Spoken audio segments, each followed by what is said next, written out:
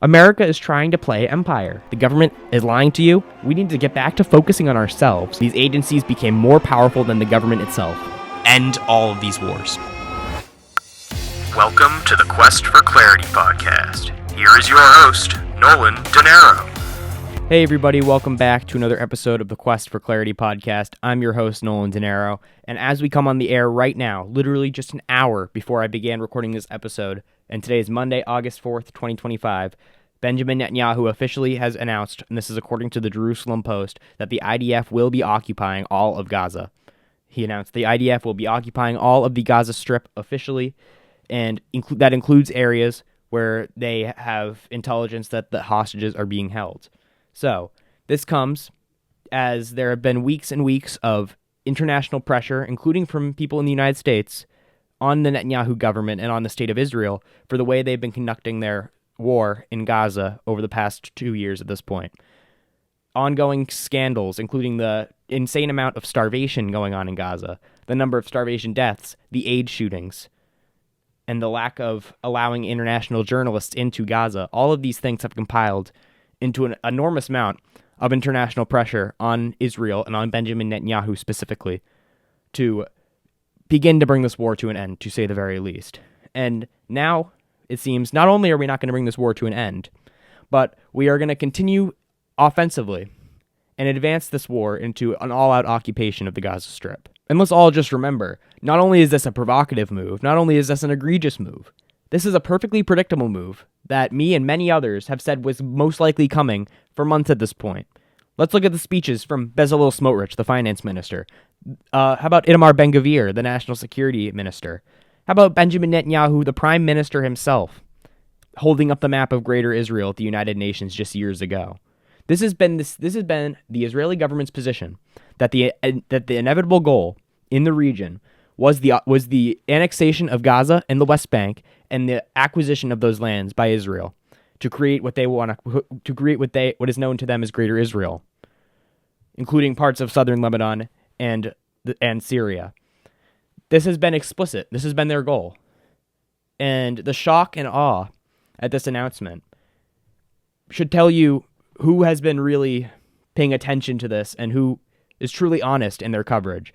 Because anyone honest in their coverage knew that we were headed in this direction because of the egregious lack of regard for human dignity by the Israeli government and their endless onslaught over the past 2 years on the people of Gaza. Don't get me wrong. I don't shed a single tear for any member of Hamas that dies in an Israeli bombing. But if you think that that gets rid of the humanity of innocent Gazan civilians in these buildings who are running towards aid sites that the Israeli government has set up in order to attract people to come get aid and mow them down. If you think that any of this takes away the humanity from those people, you're dead wrong. Those people who have done nothing wrong besides being born in Gaza. They were born there through no choice of their own and are dehumanized by the propaganda from the Israelis into saying that they're grasshoppers, they're two-legged animals, they're Amalek, which was what Netanyahu said. Essentially saying they deserve to die because they are Palestinians. But get this straight. No one, because of their identity, inherently deserves to die. No one. And anyone who tells you that is just as disgusting as any Hamas terrorist there is. Because they don't regard human life as in itself something that needs to be valued. So, this, of course, also comes as the chief of staff for Benjamin Netanyahu's administration has spoke out against this, and Netanyahu's office has told him, quote, "If this does not suit you, you should resign." So now they're weeding out anyone who disagrees with them and are going towards this policy in a very aggressive fashion. This also came as Benjamin Netanyahu is trying to fire the attorney general who is trying to prosecute him for his corruption trial.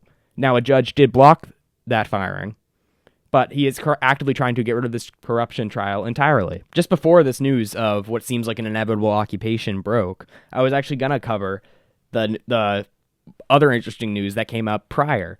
There was, just this weekend, about 600 former IDF and Mossad officials and including some pretty high-ranking ones, penned an open letter to Donald Trump, essentially pleading with him to get Benjamin Netanyahu to stop the military activities going on in Gaza, and pleading with Donald Trump to really pursue a peaceful resolution to this, or a ceasefire. Because what's going on, everyone from former IDF and Mossad officials to people in the United States to the European leaders who we now for some reason have to look to for moral clarity, which is insanity. We have to look to Keir Starmer and Emmanuel Macron for our moral clarity, which is just a joke. Everyone understands that this cannot go on. They can't. A war, as Michael Knowles put it just a couple weeks ago, when he finally was like, okay, something needs to stop here. A just war can't go on indefinitely. There has to be a clear endpoint. And that endpoint, the goalpost keeps being shifted. And what went from getting rid of Hamas and freeing the hostages is now, as Smotrich and Ben-Gvir will put it, ethnic cleansing of the Gaza Strip and acquisition of that land by Israel. So the goalpost didn't only shift, but it shifted radically it went from revenge for an attack to an ethnic cleansing campaign. So, and all through, by the way, all throughout this, the United States has held the exact same position. Israel has the right to defend itself. Really? From children? I don't think so. Because if that's defense, then we're living in different realities. Because that's insanity. There's nobody out there that can justify the shooting of a 6-year-old child in the head. To go ahead, try, make yourself look like a buffoon, a maniac, and a madman. So, this also came today as Donald Trump made some very questionable moves. The Trump administration just today announced that any state or city that is involved in boycotting Israeli companies they won't be receiving disaster relief funds. That is outrageous. Are you kidding me? So now citizens of the United States won't be receiving disaster relief funds based on their city leadership's position on a foreign conflict across the world? What, are we joking? You've got to be kidding me. What happened to America First? That's insane. Someone try and defend that. Go ahead. In what world should an American citizen be denied disaster relief funds based on their city council's position on the Israel-Hamas conflict? There's not even much more I can say about that. It's just so inherently insane. All I can tell you is go read The Israel Lobby by John Mearsheimer, and you'll understand where things like this come up.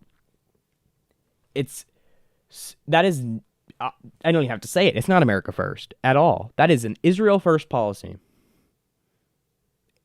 Prioritizing prioritizing Israel's PR over the disaster relief funds for American citizens. That's outrageous. That's all I can say about that. It's just so outrageous. And I think there should be unanimous agreement on that. And hopefully they will change that decision, because the outcry should be extreme from that decision. Because that, I think, across the board should be widely denounced, that we're going to deny American citizens disaster relief funds because of their city or state government's position on Israel. Give me a break. Anyways, just to wrap that up here, yes, breaking news. The IDF is going to be occupying the Gaza Strip. So, if you're looking for any of my coverage on this to stop, it looks like it's only going to be ramping up from here, because we got a lot to discuss, and it doesn't seem to be slowing up anytime soon. So, be sure to like and subscribe, and be sure to follow me on Instagram, X, and Spotify as well for more bonus content over there. Thank you guys so much for watching, and have a good day.